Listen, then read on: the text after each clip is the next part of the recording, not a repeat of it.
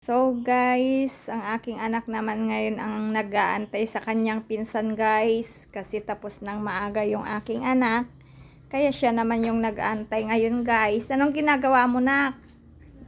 Nanonood? Ay oh. So nagsisilpon muna siya guys habang inaantay niya ang kanyang pinsan.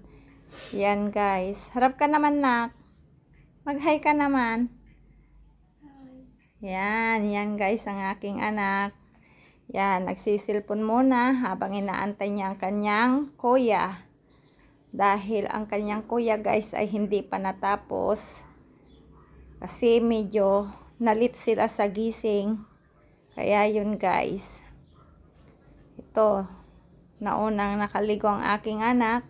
Malapit nang matapos ang kanyang kuya guys. Kaya maya kunti guys ay papasok na sila sa kanilang school.